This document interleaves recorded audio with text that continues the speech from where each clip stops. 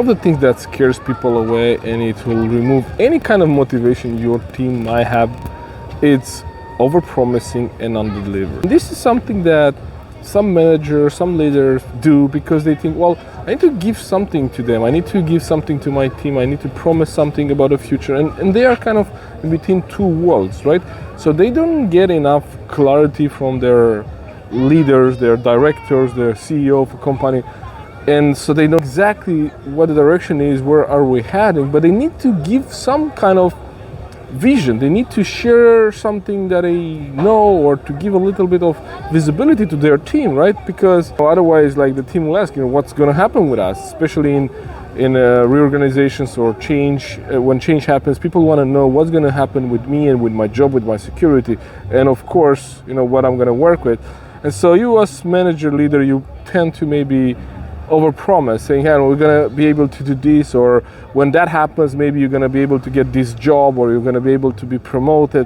And also happens with the salary discussions, right? So you might promise that, well, when you are able to do this, or if you deliver this project, or if you do that, then I'm going to be able to do this for you.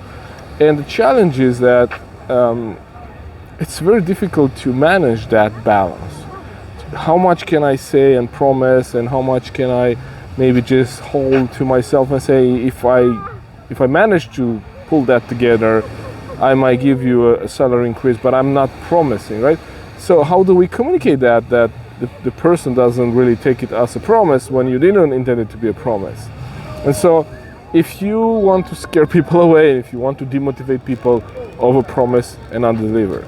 But there is a way that you could do this in an ethical way. So for example, I coach a manager that he has to kind of discuss with his team about the salary adjustments, increases that we're going to have.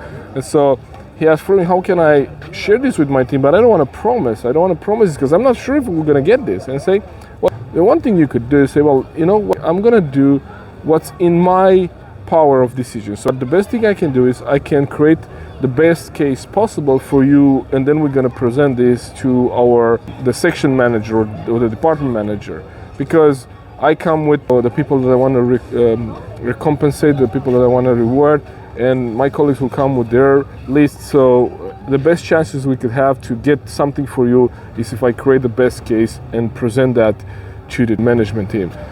That is a very ethical way to do it. You don't overpromise, and hopefully you're going to deliver, or you over-deliver, because you might be able to give the person a little bit more than what you promise. So, if you take one thing away from here, don't overpromise and under-deliver. It will turn people away.